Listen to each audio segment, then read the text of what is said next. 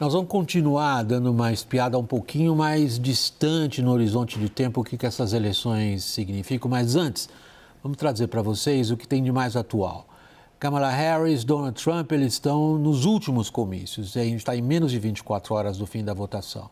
E, evidentemente, estão se concentrando nos estados, nos pêndulos, os estados decisivos.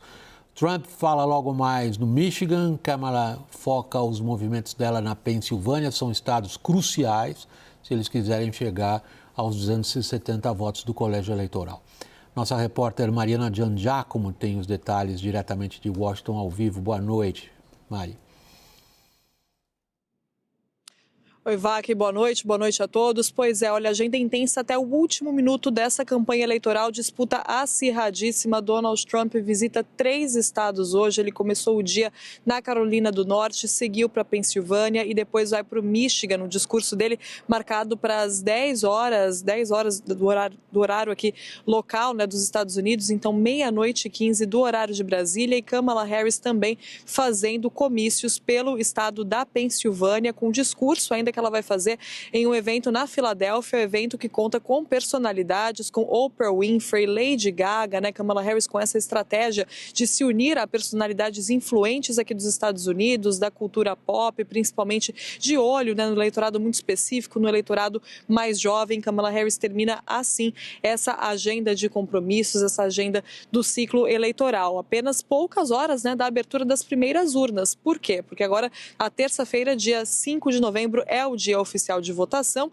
Cada estado define que horas as urnas abrem e que horas as urnas fecham, já que não existe uma lei eleitoral que vale para todo o país, mas as primeiras urnas, que elas abrem à meia-noite do horário local em 3 condados de New Hampshire. New Hampshire tem a tradição do midnight voting, então o voto da meia-noite, esses 3 condados abrem as urnas à meia-noite, ou seja, 2 horas da manhã no horário de Brasília, e os demais estados, os outros condados de New Hampshire e os demais estados americanos abrem as urnas de manhã, mas aí o horário exatamente varia, né? Aqui em Washington, D.C., as urnas abrem às 7 da manhã no horário local, 9 horas da manhã no horário de Brasília, ficam abertas até às 8 horas da noite no horário local, 10 horas da noite no horário de Brasília. Então, essa enorme diferença, né, para a nossa votação no Brasil, com cada estado selecionando o horário de abertura das suas urnas, isso já é uma enorme diferença. Também o fato de que amanhã não é feriado, então as pessoas, inclusive, às vezes têm dificuldade para votar. Algumas empresas liberam os funcionários para poder incentivar o voto, outras não, e os trabalhadores eleitorais aqui também são pagos. Então, olha só como são eleições realmente muito diferentes das eleições do Brasil. E é importante lembrar, né, as urnas fecham amanhã, a votação antecipada já começou, mais de 78 milhões de pessoas já votaram. Amanhã é o dia oficial, mas a gente já teve esses milhões de votos e as urnas fecham amanhã à noite, mas a contagem dos votos pode demorar e deve demorar dias, Vac.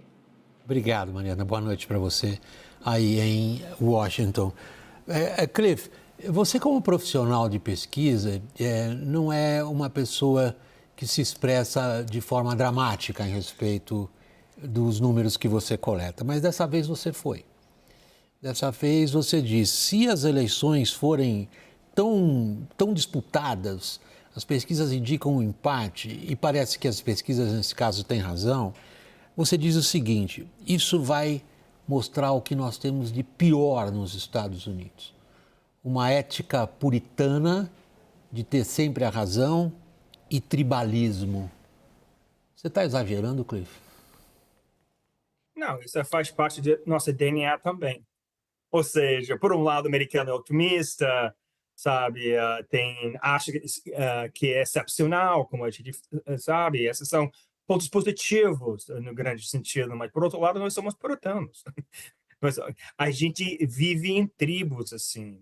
Então, minha preocupação é, obviamente, sabe, as duas Américas, sabe, ficando, sabe, sentindo que eles estão, sabe, nessa disputa sobre quem de fato, sabe, ganha, assim, a conversa pública fica até pior. Essa é a minha preocupação. Minha preocupação é, depois das eleições, depois da disputa, depois de alguém aceita ou não, não aceita, sabe, ou não aceita o resultado, é nossa inabilidade de chegar a um consenso, sabe, com o governo novo, a inabilidade de ter uma governança razoável. Então, não, eu acho que não estou exagerando, porque essa polarização, esse tribalismo e esse puritanismo faz parte da cultura americana também.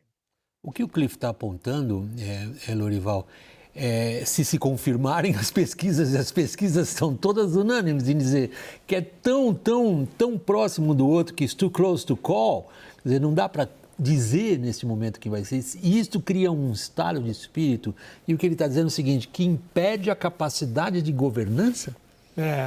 E aí eu acho que a gente leva em consideração como a Constituição americana e as leis posteriores foram desenhadas, né? Elas pressupõem que os americanos tenham um certo terreno comum, né? Tenham uma certa compreensão comum do que é o bem comum, né? Um consenso em torno do bem comum. Haverá sempre inúmeras discordâncias sobre como colocar esse bem comum como materializá-lo, né? Visões diferentes e tal, mas havia, e as leis americanas e a Constituição, elas pressupõem que todos os americanos acreditam que aqueles que pensam diferente também desejam, no fundo, alcançar a mesma coisa, embora por meios diferentes. Então, tem uma liberdade muito grande de expressão, muito maior do que na Europa, por exemplo, né, as leis sobre a liberdade de expressão. Primeira emenda. Aí vem a segunda emenda, que é a liberdade de portar armas, né? Assim,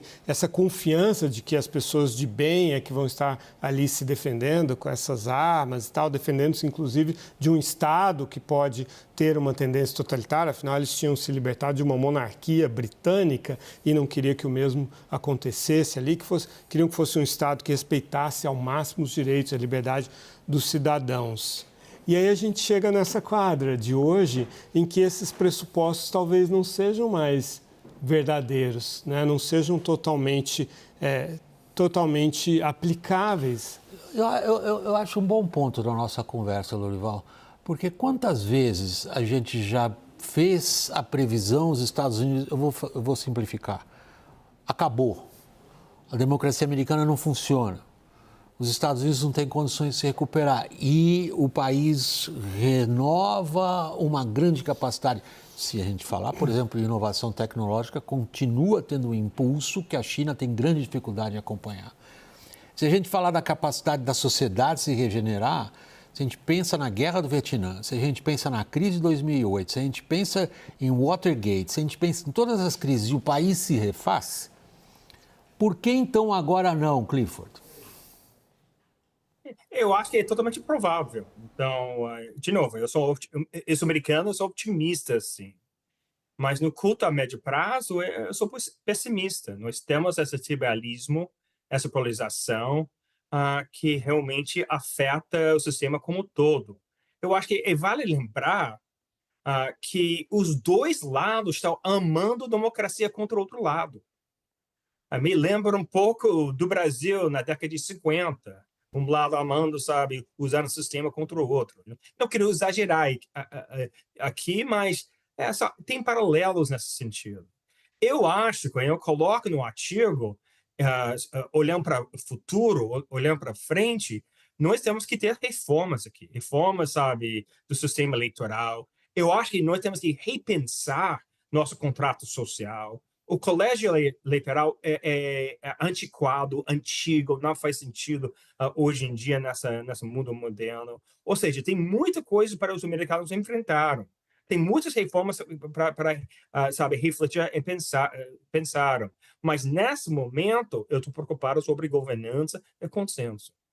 Se a gente projeta isso para fora, Lorival, nós estamos falando da potência que ainda é a principal potência, militar nem se diga, continua sendo de longe a principal potência militar do planeta, tem talvez a economia mais vibrante do ponto de vista da capacidade de inovação tecnológica.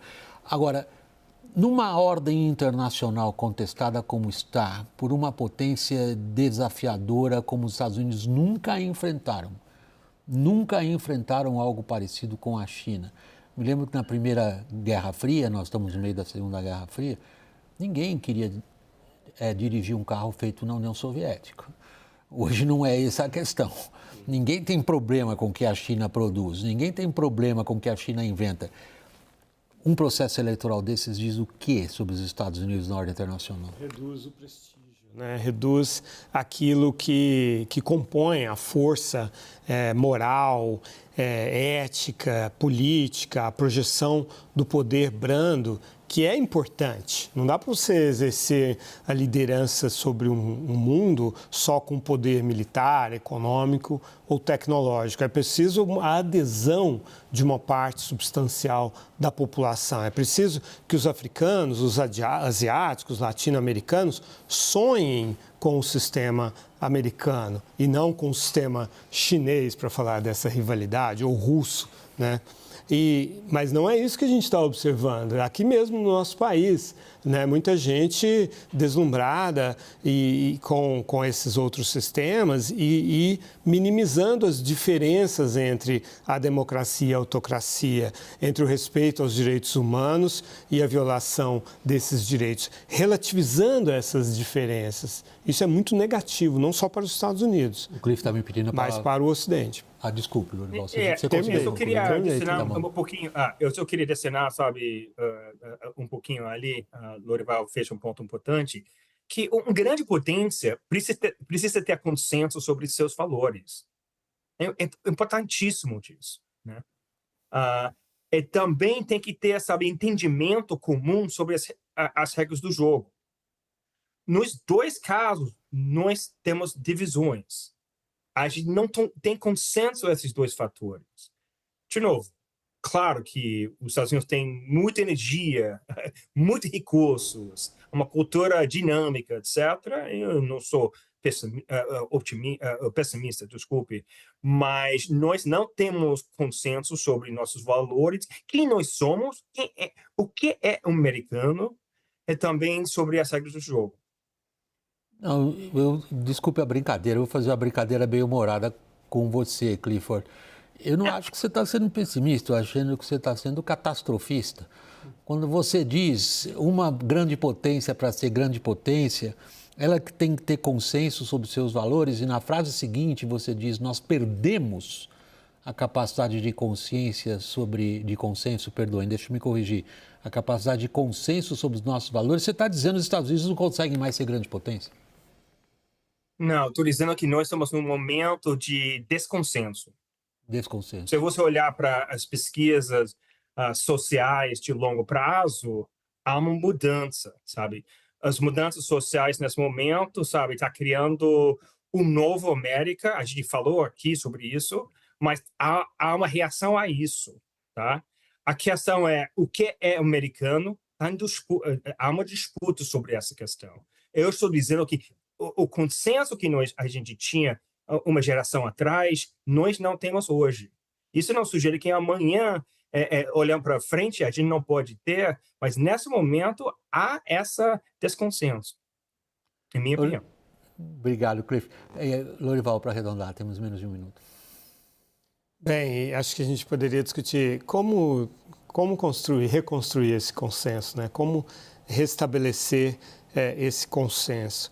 A gente está num momento de disputa eleitoral e que nos Estados Unidos são ciclos de 2 anos, né? Porque daqui a pouco começa a eleição para a Câmara inteira e para 1/3 do Senado. Então, seria necessário que os líderes conseguissem se conscientizar desses temas que nós estamos discutindo aqui, abrir mão, difícil isso, né? Abrir mão da disputa imediata do poder. Dificílimo pedir isso para um político, mas, enfim, recolocar a discussão num padrão que aceitasse que existe um terreno comum e que o outro não é um inimigo, é apenas um adversário político. Devo só incorporar só esse pontinho que me parece tão relevante, acho que também do ponto de vista da nossa audiência, Clifford.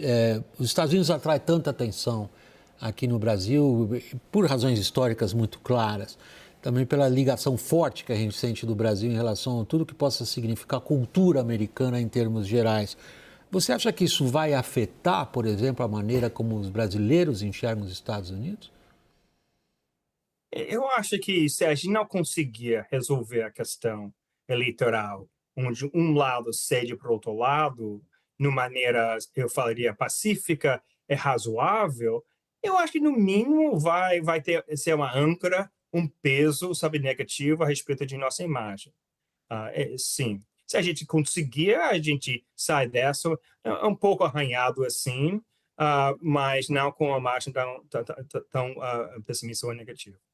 Essa é a minha opinião. O Lorival estava off-camera nesse instante, quando você disse pouco arranhado, o Lorival, um sorriso enigmático. Esclareça o seu sorriso enigmático, Lorival. É porque é um arranhão... Pouco arranhado ou muito arranhado? É um arranhão sobre outro arranhão, né? E isso dói, né? Quem já tomou uma segunda flechada sabe que ela dói mais, né? Já houve o arranhão de 2020, 2021, que é uma ferida bastante aberta, né? Então, reabrir essa ferida ou não fechá-la realmente tem um dano forte para os Estados Unidos.